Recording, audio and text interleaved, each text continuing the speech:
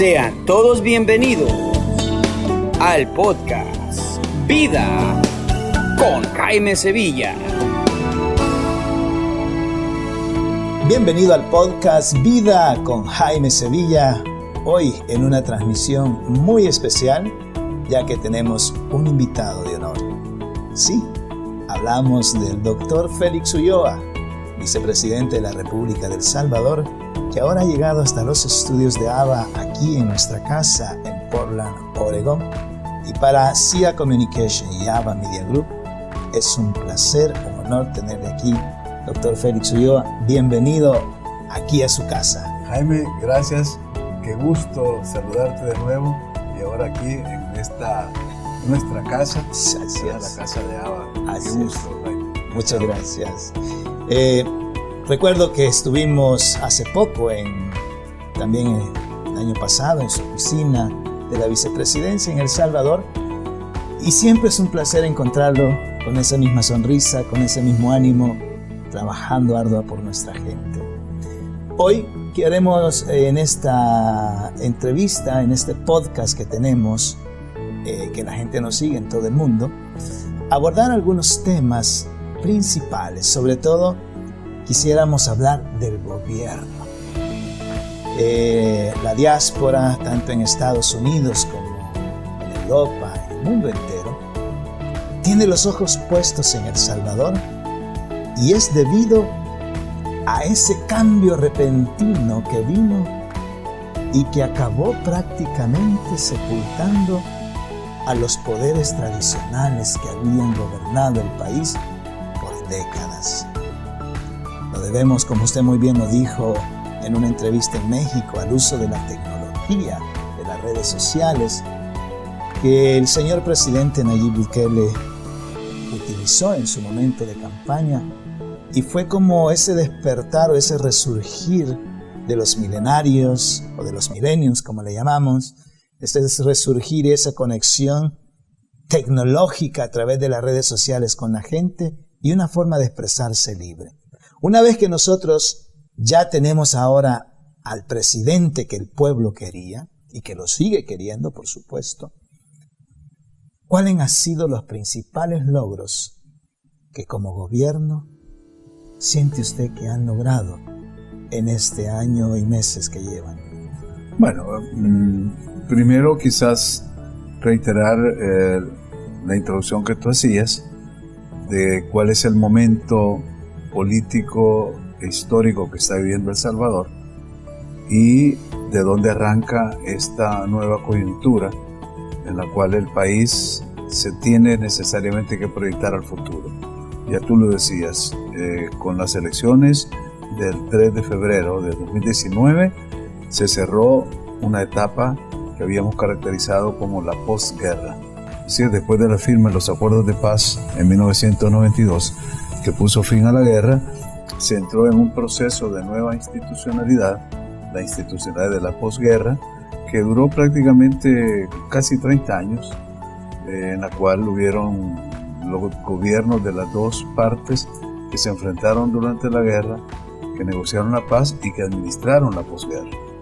Fueron 30 años de gobierno de Arena, 20 años de gobierno de Arena, 10 años de gobierno del FMLN, o sea, 30 años es un periodo largo en el cual se debió haber aprovechado toda la cooperación internacional que llegó para la reconstrucción del país después de la guerra, toda la sinergia que se creó positiva en el pueblo, esperanzado a que terminados esos oscuros años de la guerra civil de los 80, los 90 y la década de los 2000, iba a servir para lanzar el país, catapultarlo hacia el desarrollo, el bienestar.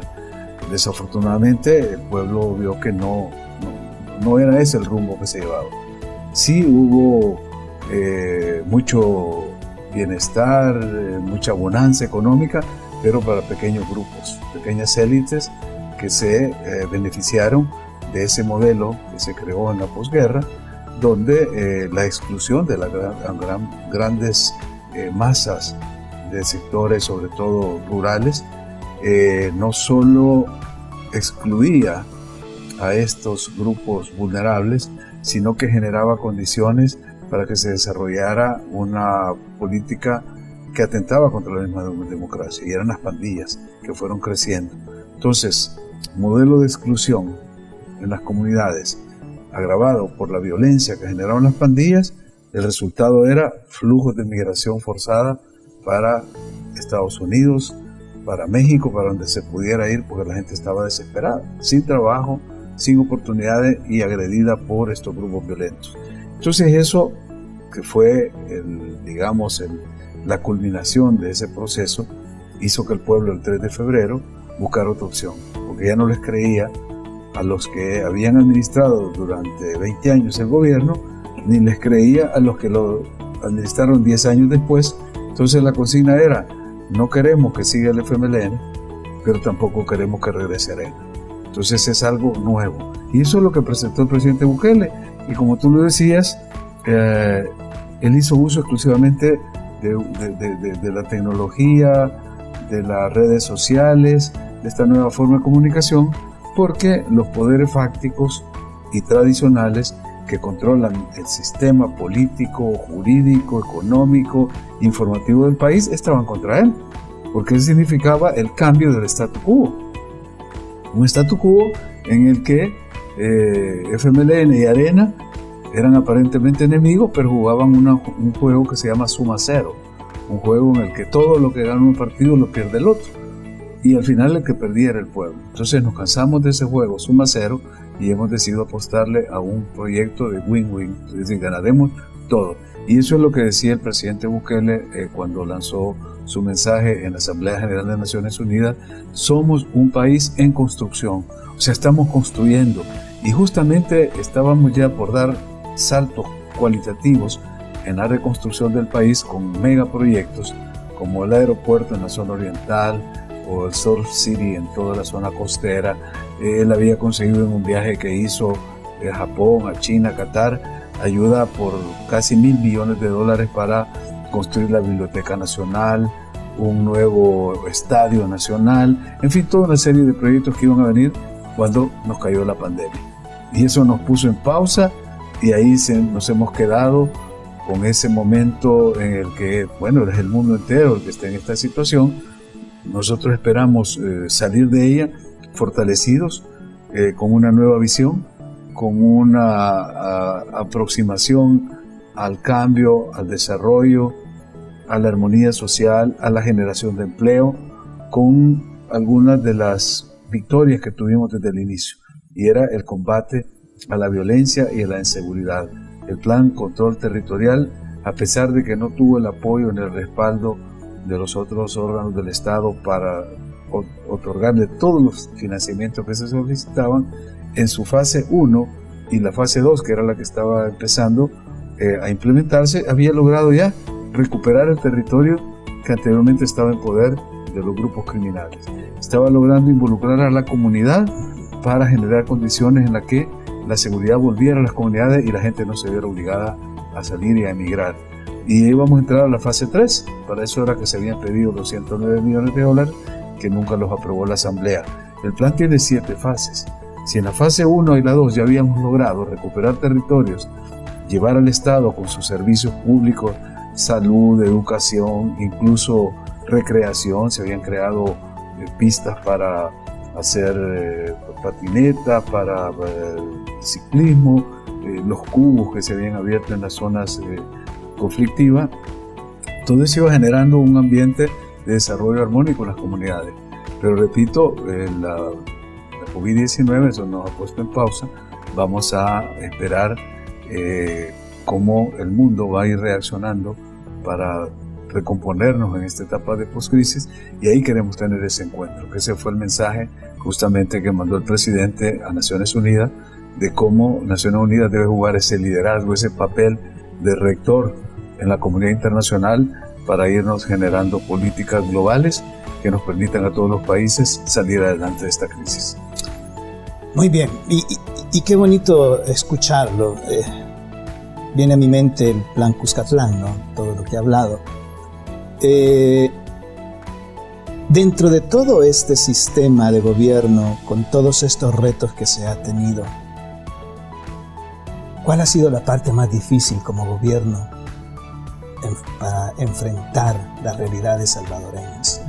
Bueno, teniendo tantos problemas estructurales como la pobreza, la exclusión, la marginación, que vienen no de 50, 100 años, vienen casi prácticamente desde la república postcolonial que heredamos hasta las fallidas construcciones de la patria grande en Centroamérica, de buscar equilibrios y poder tener modelos de democracias en las cuales el trabajo, la dignidad del ser humano estén en el centro de la preocupación del Estado.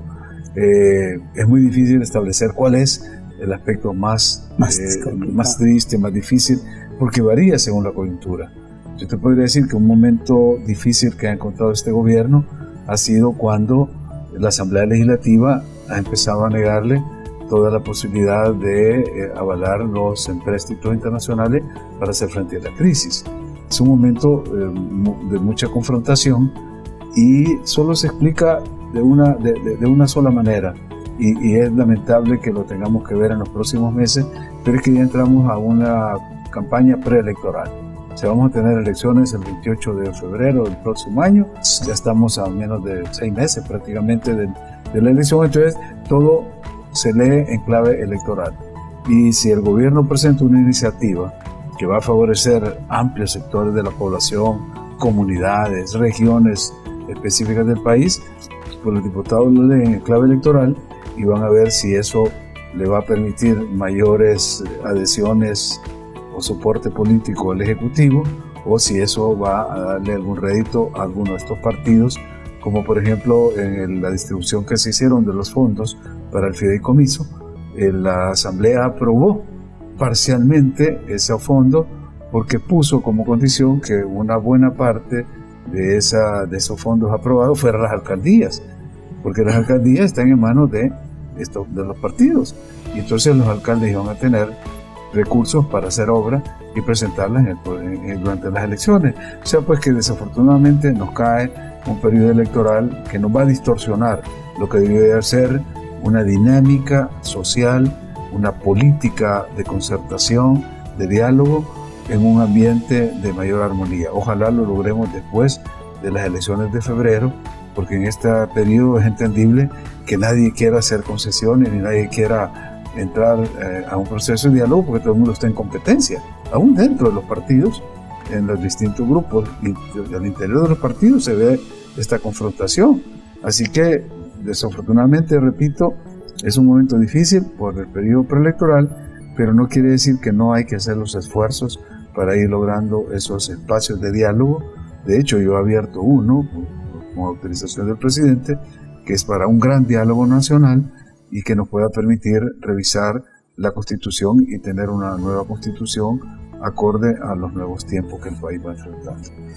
Es muy triste cómo nuevamente se vuelve a jugar con la vulnerabilidad de la misma gente, de que cuando se hacen las obras no se piensa en el desarrollo social y estructural que se va teniendo en las comunidades, sino que lo toman como un medio politizado para ganar adeptos en las elecciones, cuando es claro que como autoridad elegida debería dejar a un costado los intereses políticos y no importa si gane o no gane, debería determinar bien las obras que está haciendo, ya sea en tiempo de elección o no tiempo de elección. Entonces, ese es un tremendo reto para el gobierno, convencer incluso a los mismos candidatos que van a ser electos después de que no tienen que jugar con esa vulnerabilidad de la gente en tiempo de contienda. Ese va a ser un reto. No sé si estaremos listos para eso. ¿Qué cree usted? Bueno, mira, yo coincido contigo. Va a ser un reto. De hecho, es ya un reto. Porque te repetía, todo se lee en clave electoral. Yo mismo he tratado de evitar declaraciones públicas o entrevistas que puedan generarle más, como llevarle más fuel al fuego y hacerlo más grande. No hay que alimentar este momento de lenguaje inflamatorio que hay y una crispación política a veces innecesaria, pero como repito, se entiende en el marco electoral.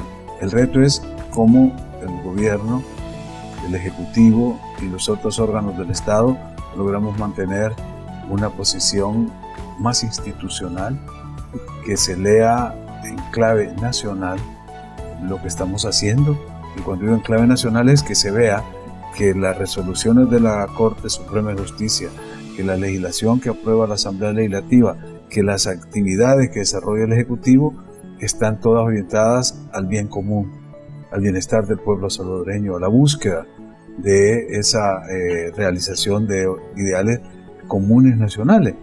Porque entonces sí, va a ser un solo color en el fondo, el color azul y blanco en esta bandera, y no los colores multicolores de cada partido. Y eso es lo ideal.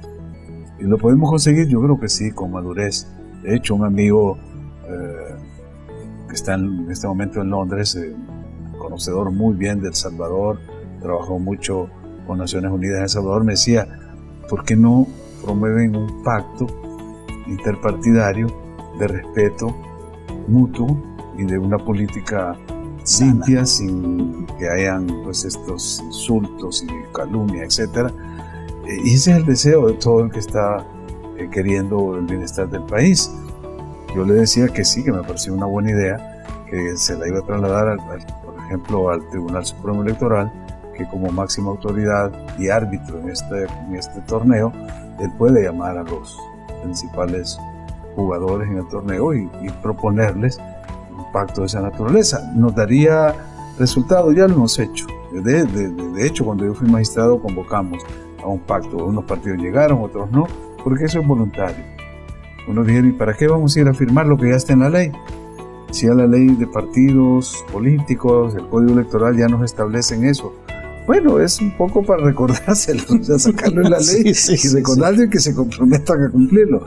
Pero los políticos a veces lo entienden de una manera, a veces de otra. Lo importante, como tú dices, es que ojalá todos pudiéramos despojarnos un poquito de esa camiseta partidaria y proyectarnos en función del país en un momento como este, en el que se necesita el mejor esfuerzo de todos y cada uno de nosotros para sacar el país adelante después de la pandemia.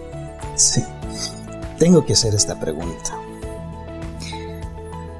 Leí un documento que mandó el Congreso de los Estados Unidos en El Salvador, donde debido a la mala información quizás o a la mala intención de algunos medios o algunas entidades o personajes, no sé, lo que sea, decía de que el presidente Bukele se ha vuelto o corre el riesgo de volverse un dictador en el país. O sea, eso lo dice bien claro el documento del Congreso de los Estados Unidos. Recuerdo en una declaración que hizo el señor presidente Nayib Bukele, decía, si yo hubiera querido ser dictador me hubiera tomado esto hace tiempo. O sea, él mismo está diciendo de que no es un dictador. ¿Existe realmente un peligro en El Salvador? ¿O este tipo de rumores o este tipo de declaraciones es también con tintes políticos? Mira, empecemos por ver, como tú decías, quiénes suscriben ese documento, porque no es un documento del Congreso, es un documento firmado por algunos senadores. Entonces, ya eso te puede indicar, porque creo que han sido dos cartas, una más con congresistas demócratas y otra creo que fueron congresistas republicanos, pero ambos tienen el mismo denominador común, y es la preocupación por el estado de la democracia en El Salvador a partir de dos ejes fundamentales. Uno, la libertad de prensa, la libertad de expresión, si se está respetando, si hay ataques a la prensa, si hay amenazas de limitar la libertad de expresión. Ese es uno. Y el otro, la conducta o la actitud del presidente, sobre todo por la irrupción que hizo en el Salón Azul de febrero, en la Asamblea, el 9 de febrero de este año. Entonces, bajo esas dos, digamos, esas coordenadas, se traza una imagen que realmente no corresponde a la realidad. Es decir, yo he hablado con el presidente en muchas ocasiones, me ha reiterado su vocación demócrata. Yo mismo he trabajado los últimos 15 años de mi vida promoviendo la democracia en muchísimos países, justamente trabajando con el Instituto Nacional Demócrata de los Estados Unidos. Así que tenemos no solo la visión, los ideales, sino las prácticas para impulsar la democracia que operan a nuestro favor. Claro, existen imágenes, existen lecturas que a veces son sacadas de contexto o puestas en una perspectiva que pueden distorsionar la imagen de lo que pasa en el país.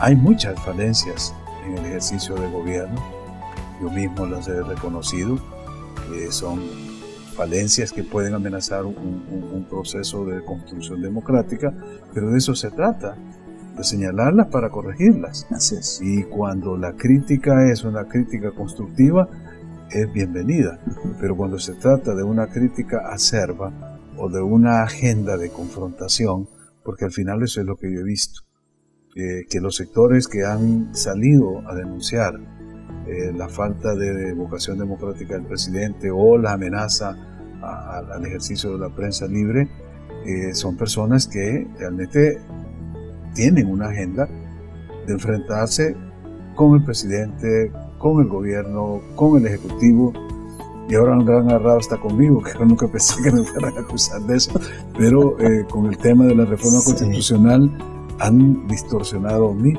intervenciones, han cambiado el sentido de algunas palabras.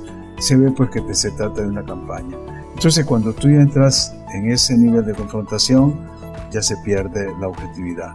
Y muchos de los casos y de los ecos que han tenido estos grupos es de gente sorprendida en su buena fe. Porque yo he visto muchos amigos míos de Washington, de Europa, que me han escrito preguntándome, y cuando yo les he aclarado y les he dado la versión, me dicen, bueno, es que lo que nos dijeron aquí era otra cosa. Es correcto, sí. Entonces existe esa actitud confrontativa, y si tú le rascas un poquito, vas a encontrar que al final es la oposición y la confrontación de intereses y de intereses económicos.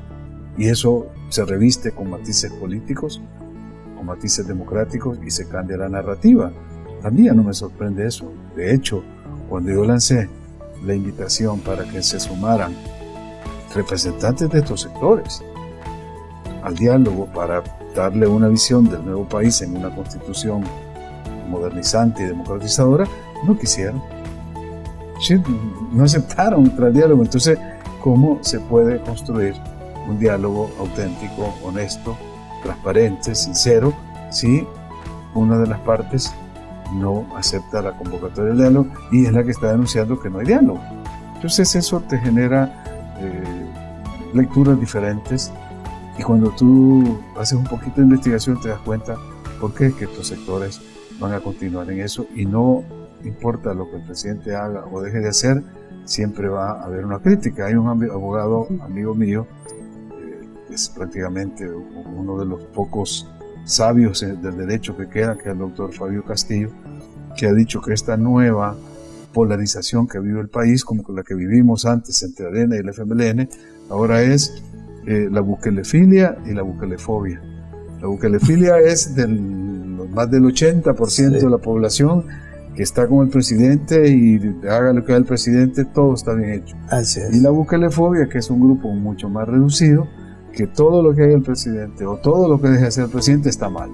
Entonces no hay un punto medio de razón, de racionalidad para plantearlo, y eso creo que podríamos jugar abriendo este espacio de diálogo con juristas, con académicos importantes.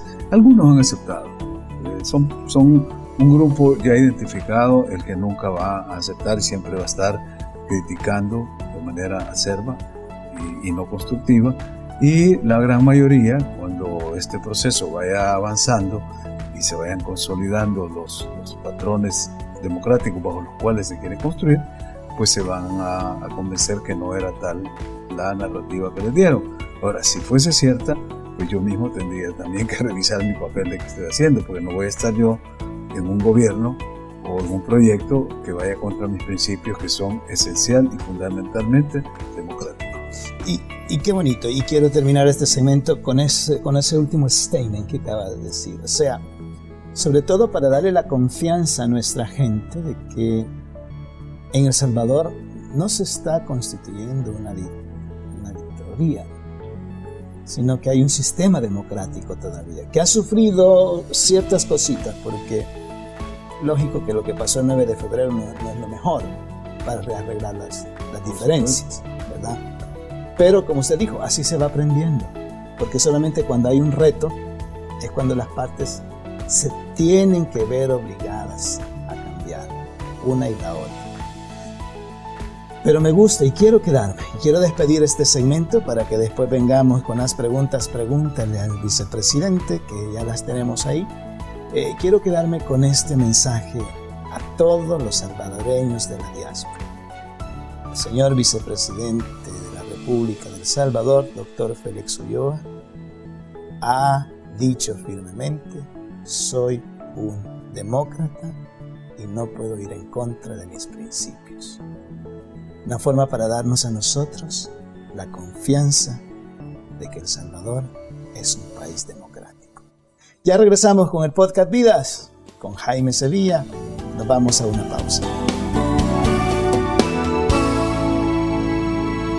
Regresamos al podcast Vidas con Jaime Sevilla. Hoy tenemos como invitado de honor aquí al doctor Félix Ulloa, un gran amigo, el vicepresidente de la República de El Salvador.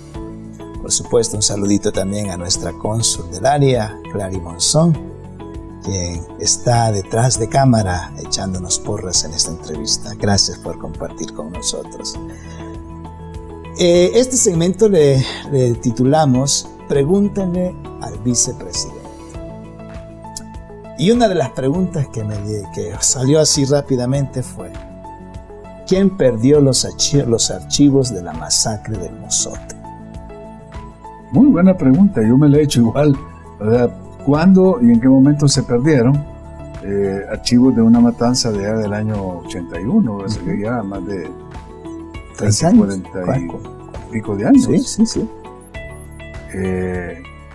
Pudo haber sido que fue durante el periodo de la guerra, pudo haber sido cuando se empezó a negociar la paz, por el principio de los 90, y que había que no dejar evidencia.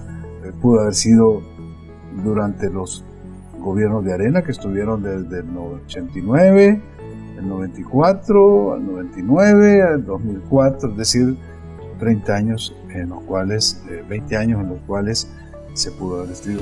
Pudo haber sido destruido en los últimos 10 años del FMLN, que también estuvo durante de 2009 al 2018. Entonces, en cualquiera de esos momentos. En el único momento que no se pudo haber destruido es en este gobierno, porque como dijo el presidente Bukele, si los archivos estuvieran ahí, nada sería más cómodo para este gobierno de entregarlos al juez, porque todos los nombres que van a estar ahí no involucran a nadie, ni de mi gobierno, ni de mi generación, ni de mi familia. O sea, no tengo nada que perder con entregar esos documentos. Pero la verdad es que no están. Y lo que hay sobre el tema, dijo, aquí está, y lo entregaron. O sea, se han entregado. Se han entregado, sí. Lo que pasa es que el acto de entrar al ministerio, ir a revisar, que era un poco el morbo que se creó en torno a eso, es lo que dijo, no, mire, eso no se puede. O sea, que hay documentos de seguridad nacional.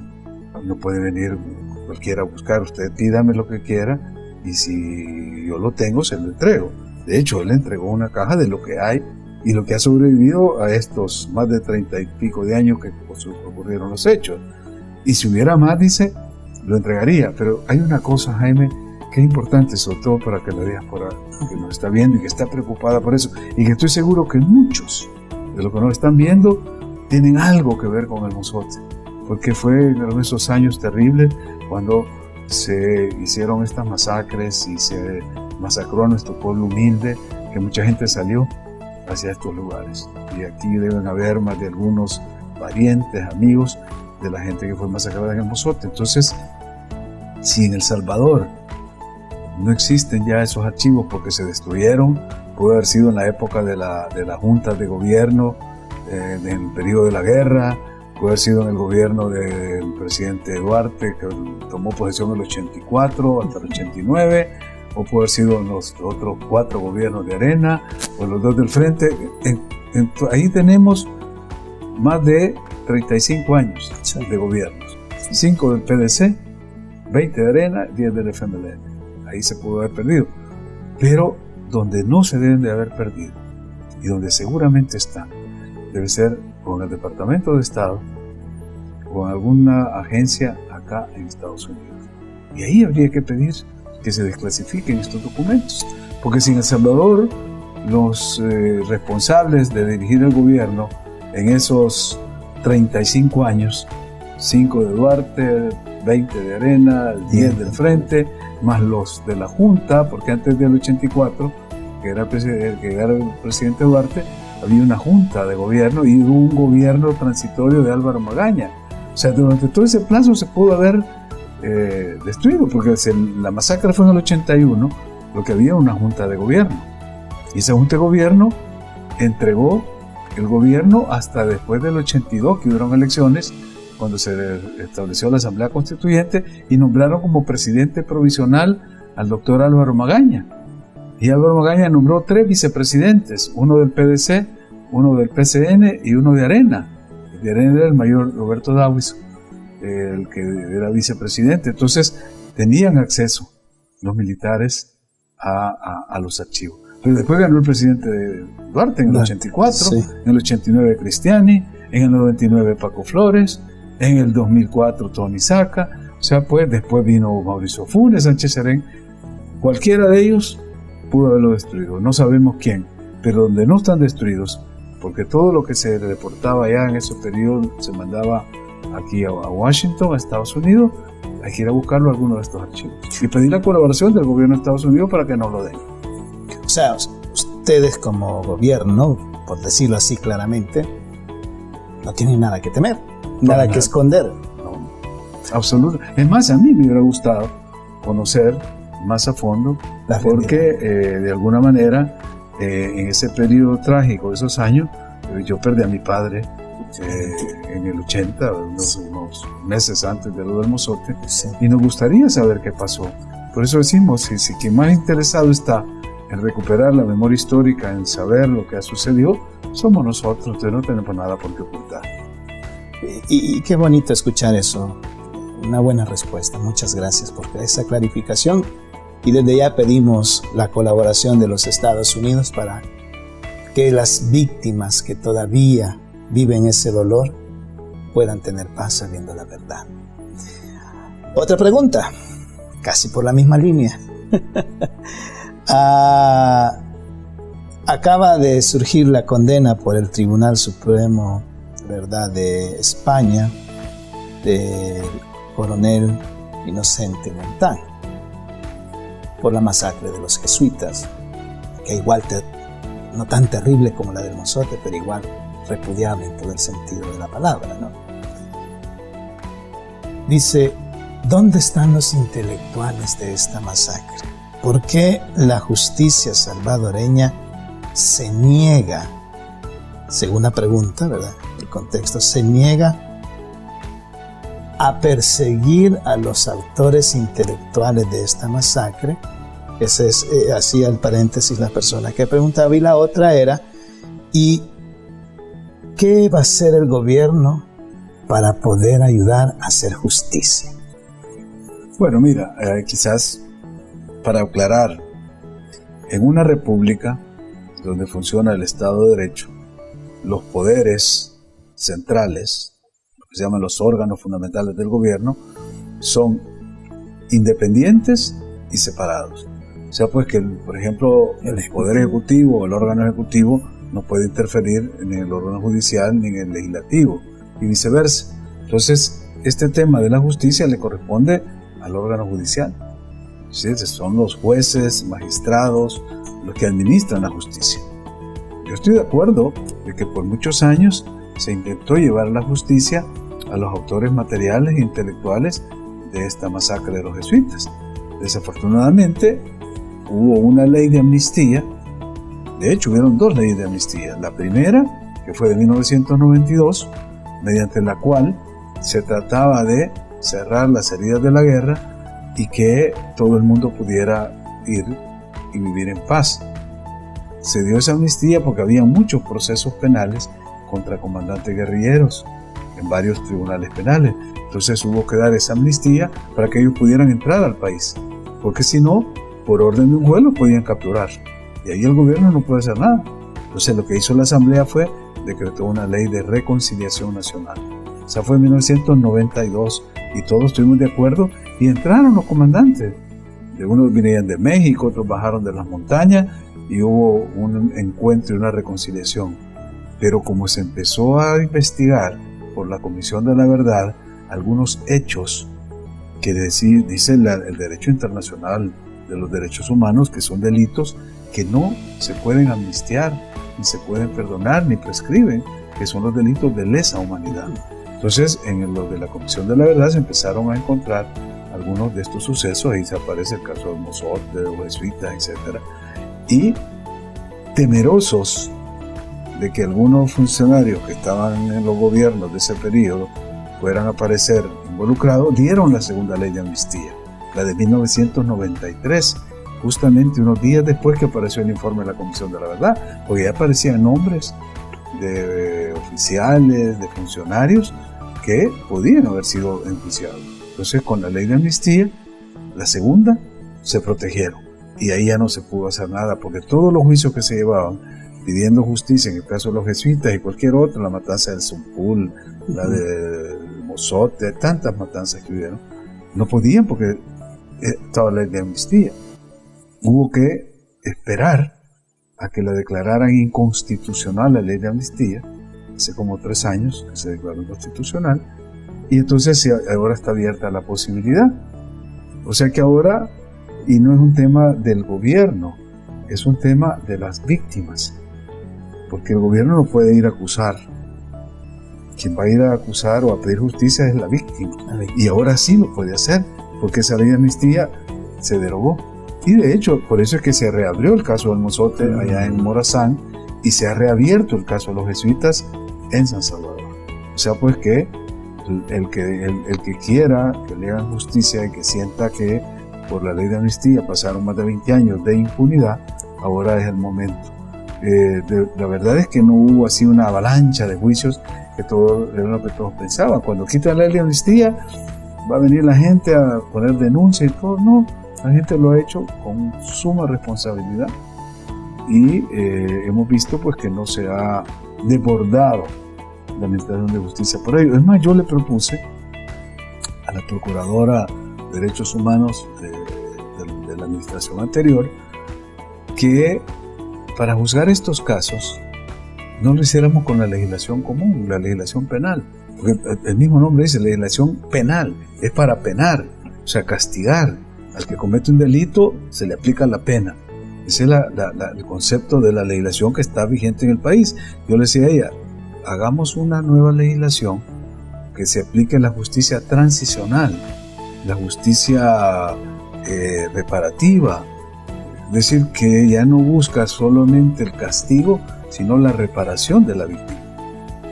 Y estuve de acuerdo, más, le diseñé un bosquejo, porque le dije, puede ser una legislación transitoria que dura unos 15, 20 años, mientras se evacúa cualquier caso, pues ya después de 20 años no va a quedar ningún caso de estos, de las personas que todavía tienen responsabilidad de lo que pasó en la guerra, como el caso de Montano, que aunque sea un hombre bastante mayor, pero ahí está, como cuando se juzgaron los casos de la Segunda Guerra Mundial, sí, en Nuremberg y en otros países, que los procesados eran ya personas mucho mayores porque habían pasado tantos años.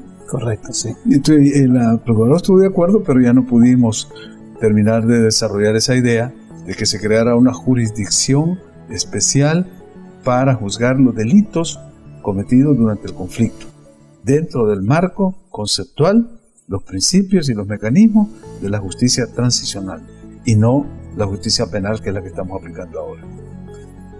Gracias por esa explicación magistral. Pregúntale al vicepresidente, viene otra. Dice, ¿Existe un pacto entre el gobierno y las pandillas, según denunciaron medios locales en El Salvador?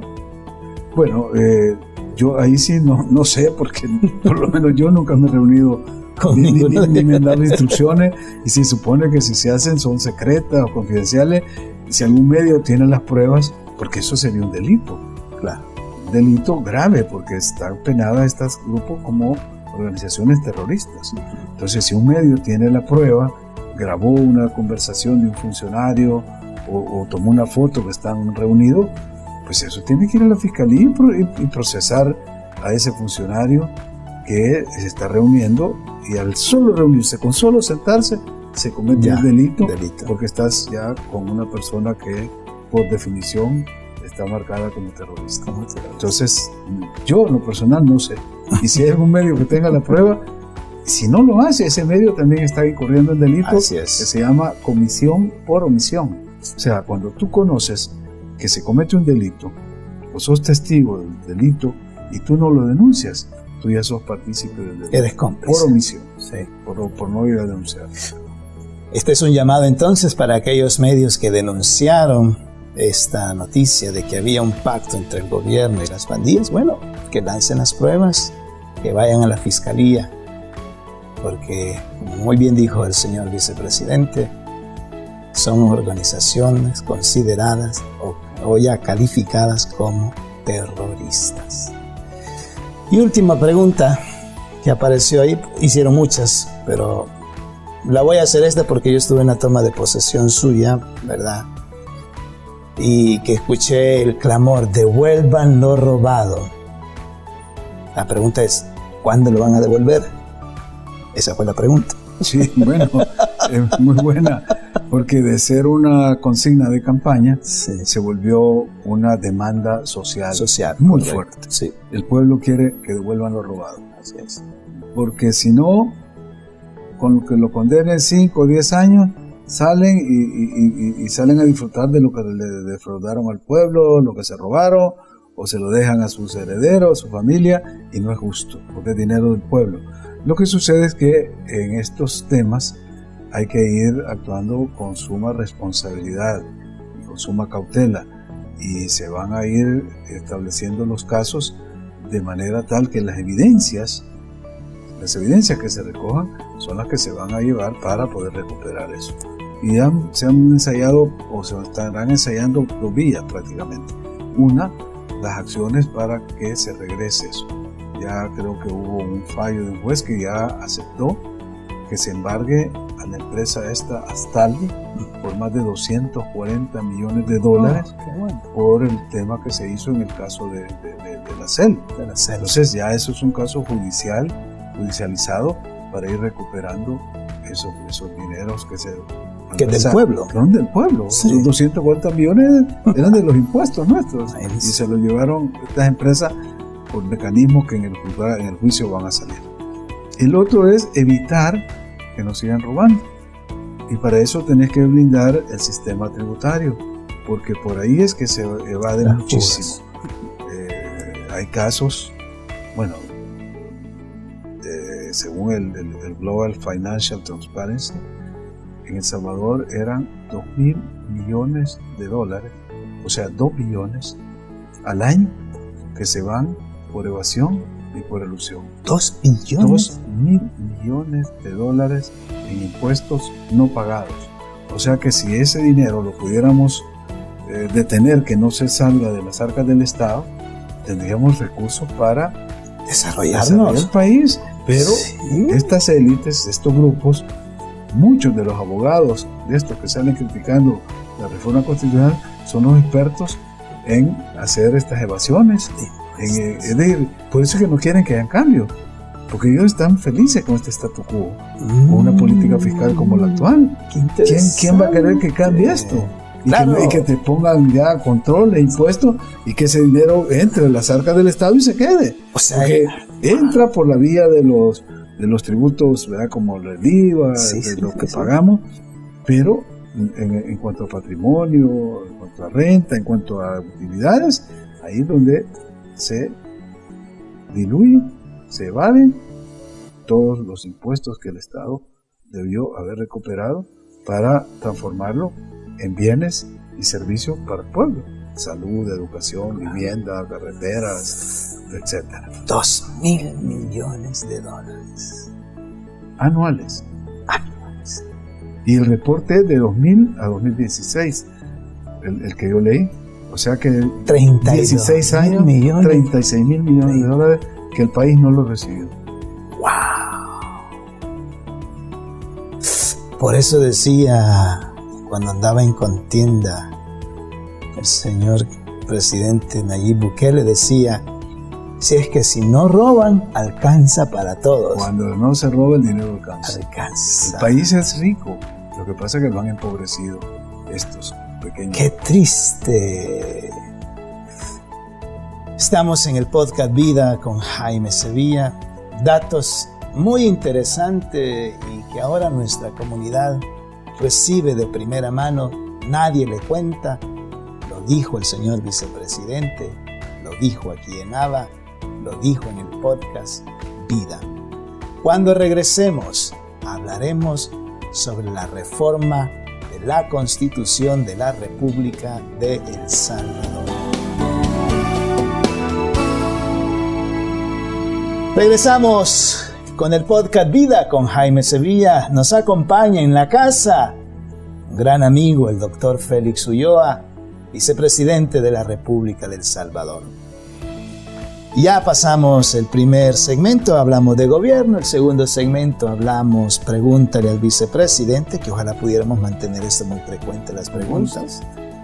Y ahora vamos a hablar un tema bastante polémico, que ha suscitado malinterpretaciones, malas intenciones, buenas intenciones también, por supuesto. Y es la reforma a la Constitución de la República de El Salvador. Muchos temen que pueda suceder lo que pasa en Venezuela, o lo que pasa en Nicaragua, con las dictaduras. Reformar la Constitución siempre se está reformando, siempre hay enmiendas. A lo largo de la historia de cualquier país uno puede ver eso en su historia. Pero ahora tenemos en quien ha sido delegada esa responsabilidad, en el doctor Félix Ulloa, un abogado prominente de gran experiencia tanto nacional como internacional. ¿Por qué la Constitución actual no nos responde a los signos de los tiempos?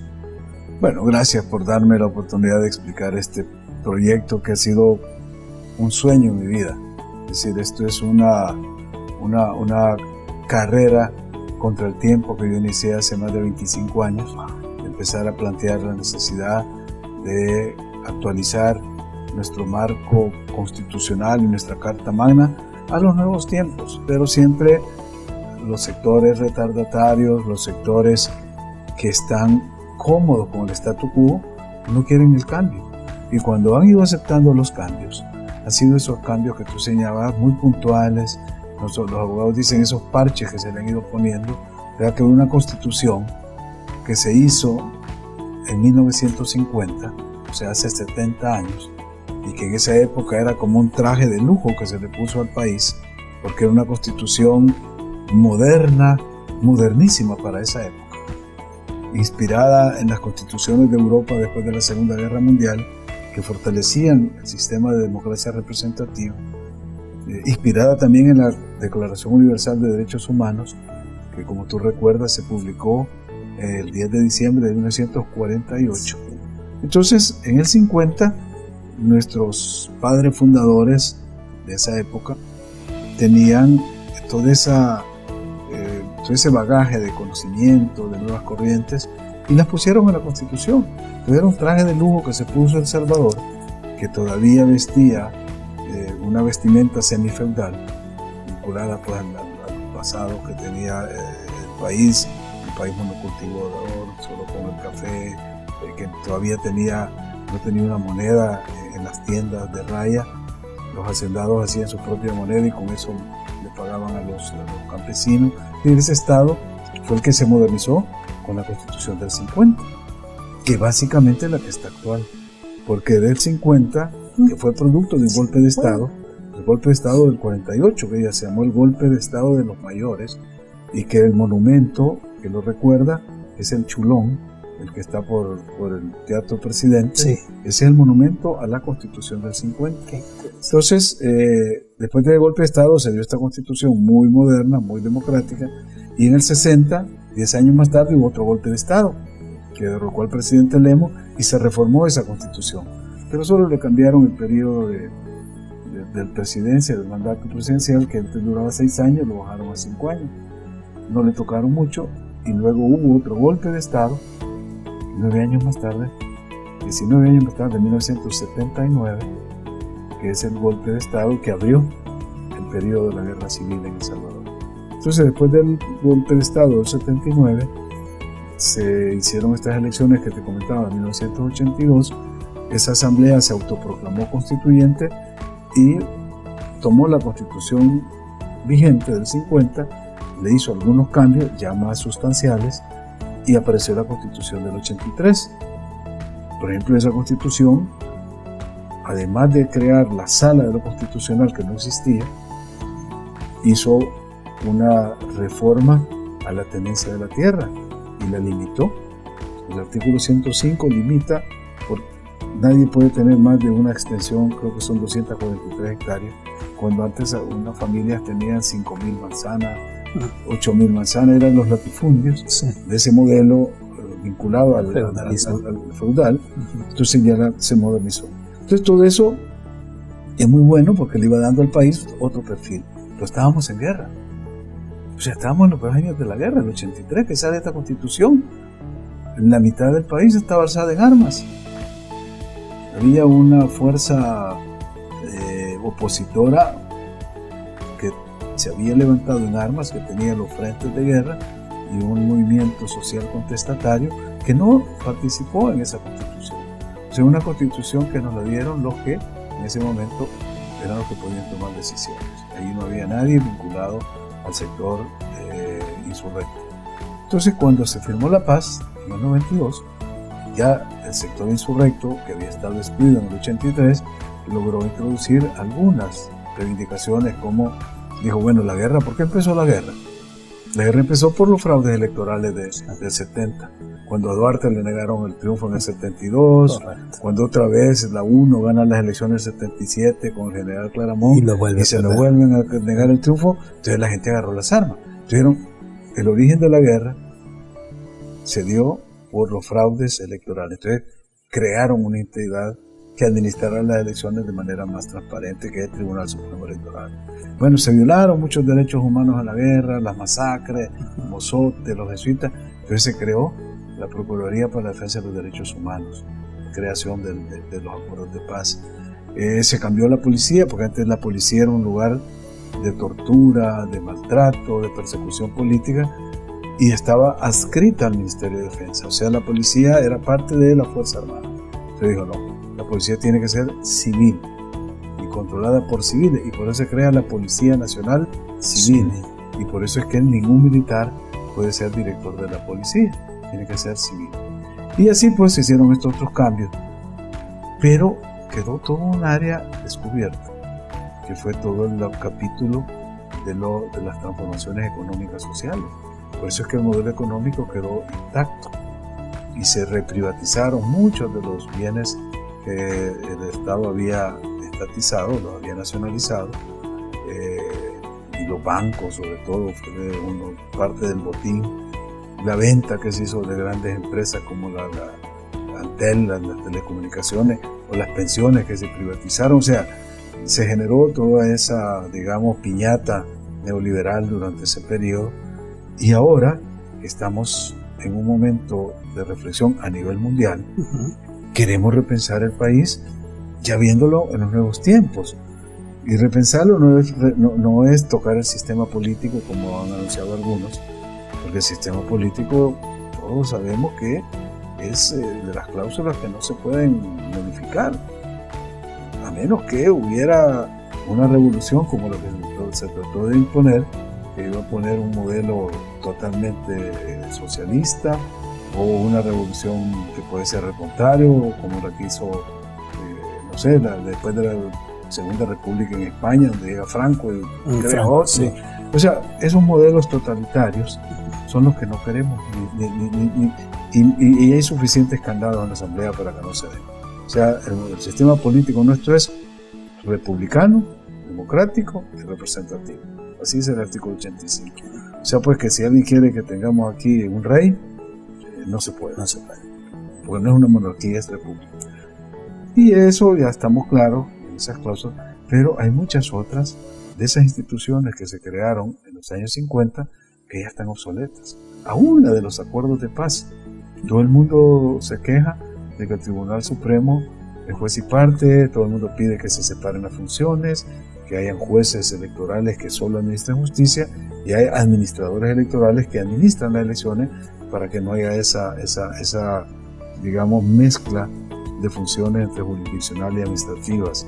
La Procuraduría de Defensa de Derechos Humanos dice, la dejaron sin dientes y sin garras porque no hace nada, no puede enjuiciar a nadie. Vinculante, pues solo recomiendan, hay que cambiar. Y así como eso, la Corte de Cuentas, el Consejo de la Judicatura, va viendo toda una cantidad de entidades, instituciones que hay que modernizarlas.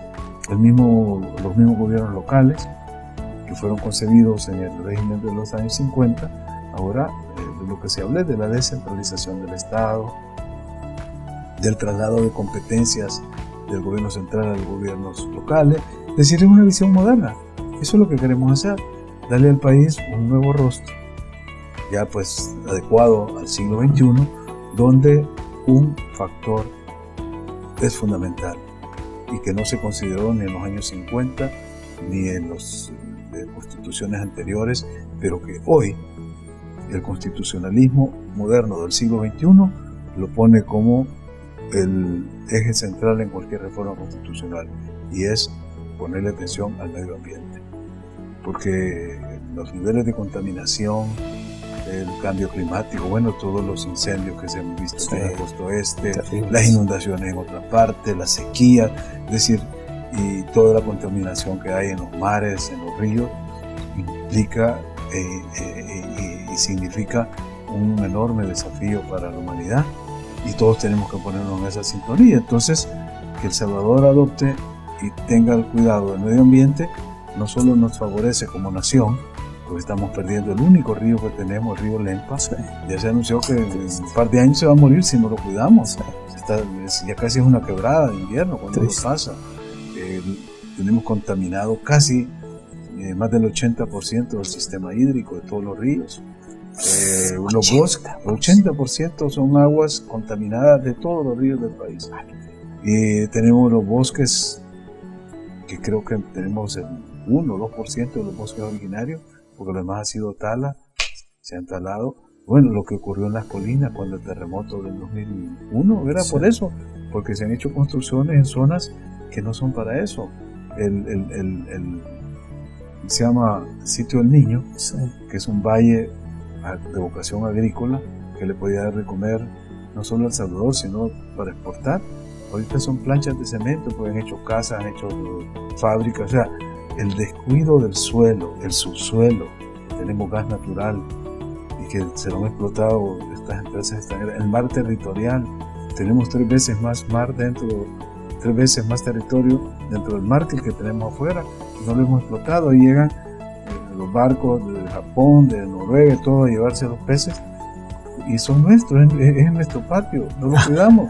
Es decir, cuando estás viendo todo eso, decís, hombre, tenemos que poner orden en esto, porque los que nos precedieron, los que hicieron estas normas, no lo veían, y a lo mejor tampoco en esa época no era tan grave el problema. O sea, no había esos niveles de contaminación de plástico que vemos ahora en todos los lados en los últimos años. Entonces, es necesario, y el mundo entero está en esa batalla, porque como dice un amigo, no hay planeta B.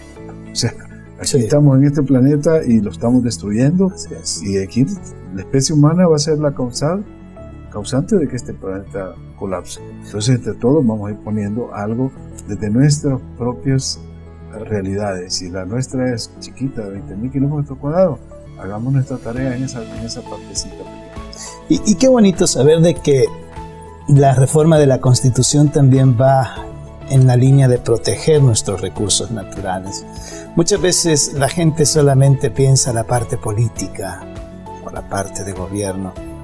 No piensa que la reforma constitucional abarca tantos aspectos como muy bien usted lo ha explicado. Por una razón, Jaime, y con eso empiezo yo siempre diciéndole, mire, cuando uno estudia Derecho en una materia que se llama Teoría del Estado, le enseña que el Estado se compone de 3 elementos fundamentales. Todo Estado. Primero, el territorio. Un Estado sabe sus límites, su frontera y todo. Segundo, la población, o sea, los que viven en ese territorio. Y tercero, el gobierno, o sea, el sistema de instituciones, de leyes, para que esa población viva en armonía en ese territorio. Claro. Entonces, territorio, población y la normativa, o sea, las leyes, las instituciones y todo. Todas las reformas siempre se le hacen aquí arriba, a las instituciones, a los procedimientos, a las leyes, pero la población nadie sabe. Yo le había dicho, ¿cuántos salvadoreños somos? Nadie sabe. Los que vivimos aquí en el territorio y los que están fuera. Entonces, una de mis tareas, que ya está definida, que lo voy a hacer con el equipo que estamos trabajando, es que esta reforma constitucional va a ser la más participativa y que va a consultar a todos los salvadoreños que estén interesados en opinar. Porque lo mismo hicimos con el Plan Cucatlán. El Plan Cucatlán, dijo el presidente Bukele, no va a ser el plan que yo quiera, ni que quiera un partido, no. Va a ser el que el pueblo quiera. ¿Y cómo le va a consultar al pueblo? Es demagogia, es mentira. Todas las acusaciones. Sí. Y simplemente lo que se sacó fue una aplicación del Plan Cucatlán, donde todo el mundo mandó lo que quiso. Yo pude recibir tesis doctorales como aportes, presentando propuestas para muchas cosas. Y se recibió una que era una pequeña notita de una señora que decía, yo lo que quiero que hagan un hospital de niños aquí en Oriente. ¡Ay, qué bonita! Ese era el plan de gobierno que ella quería. O sea, fueron 29,000 los documentos que se recibieron. Wow. O sea, solo el que no quiso no participó. O sea, el Plan Cucatlán no es impuesto por nadie, sino es del pueblo. De esas 29,000, que imagínatelo en cajas, sí. serían cajas y cajas y cajas. Habían grupos, unos trabajaban en el área médica, otros en el área de vivienda, de trabajo, de todo. Sí. Entonces de ahí se iban agarrando, se seleccionaron, se sistematizaron, porque muchas eran repetidas. Y ya cuando estuvo clasificado ese material, se hizo el plan. Son 1,000 hojas el plan. Está colgado en la página web. Son 1,000 hojas de 29,000. La propuesta se redujo. Entonces la Constitución queremos hacer lo mismo, que todo el mundo opine. Y cuando yo digo, esta vez, la diáspora, los salvadoreños que viven fuera del país, van a tener la oportunidad de expresarse, de ser oídos, de querer ellos decir cómo, cuándo y de qué manera quieren su Constitución, de verdad se les va a escuchar, porque se va a abrir esa aplicación para que todos los salvadoreños, dentro del territorio nacional o fuera del territorio nacional, manden su propuesta de qué es lo que ellos quieren que se incorpore, que se elimine, que se agregue, que se establezca dentro de la nueva Constitución. Ese es el modelo. Qué bonito. En un reportaje, el doctor Fabio Castillo, su amigo que usted hablaba, decía que decidió formar parte de este grupo para la reforma de la Constitución porque le parecía también algo sensato, ¿no? Pero que habían cláusulas que eran innegociables. Él las especificaba ahí, no a la reelección, todo ese tipo de cosas. Y fue interesante como después vi una entrevista con usted donde decía, yo soy un demócrata. O sea que está claro que la reforma de la Constitución, para quitar esos mitos, o sea, la reforma de la Constitución sin mitos, o sea, sin esos inventos, ¿verdad? No es para una reelección presidencial, no es para otro tipo de perpetuarse en gobiernos, sino es para el mejor funcionamiento del territorio, de la gente y del aparato que gobierna. Creo que lo hemos entendido muy claro. Pues mi Me alegra. Le agradecemos de todo corazón para toda nuestra audiencia y quiero despedirme con lo siguiente. El podcast Vida con Jaime Sevilla. El próximo año celebramos los 200 años de independencia de Centroamérica. Fuera de cámara usted me decía, no es lo mismo que vean a El Salvador como país a que nos vean a toda una región. ¿Qué necesitamos hacer para ser uno en Centroamérica? Como la Unión Europea, Sí, como los Estados Unidos, que son diferentes estados, que solo Texas podría ser El Salvador, por decir una cosa. no, una ciudad de Texas. Texas ahorita se compara con Rusia. Sí. O sea, el Sí, estado sí, de sí, Texas sí. es casi la economía rusa. Sí. No, más modestamente, nosotros es una de las batallas que estamos dando también. Otro sueño de mi vida, ver reconstruida la patria grande de que soñó Morazán, una sola Centroamérica. De hecho, hoy que vamos a cumplir el bicentenario, esta mañana, por cierto, tuve una llamada de un amigo de El Salvador que me dice que un profesor, el doctor Santana, un mexicano que ha escrito la biografía de Francisco Morazán, está dispuesto a ir para dar una conferencia allá sobre la vida de nuestro héroe, ¿verdad? Prócer, hombre Morazán. La idea nuestra es trabajar duro en estos años. De hecho, cuando nosotros asumimos el gobierno el 1 de junio del año pasado, le tocaba a El Salvador ejercer la presidencia pro tempore del sistema, que se rota cada 6 meses. Entonces nos tocaba de enero a diciembre del 2019. En ese periodo, aprovechando que el protocolo de Tegucigalpa de 1991 crea la instancia de los vicepresidentes, yo convoqué a los vicepresidentes de Centroamérica y llegaron, solo 2 se excusaron, pero los demás nos reunimos y asumimos un rol de ir elevando el nivel del debate político en la región, porque hay mucho debate técnico sobre cuestiones específicas de energía, de impuestos, de aduanas, pero el debate político grande de cuándo nos unimos para tener el modelo de la Unión Europea siempre se ha ido dejando de lado.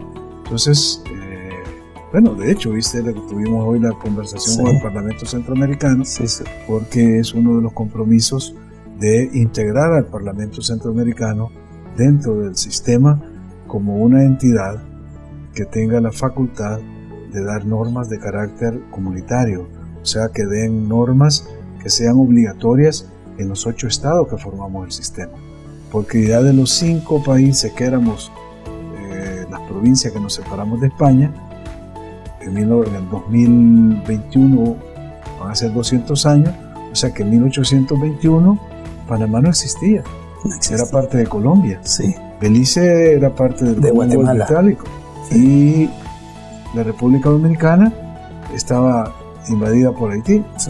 Entonces solo éramos 5 naciones. Ahora, en el 2021, somos 8, porque a las 5 originales se sumó Panamá, luego Belice y la República Dominicana.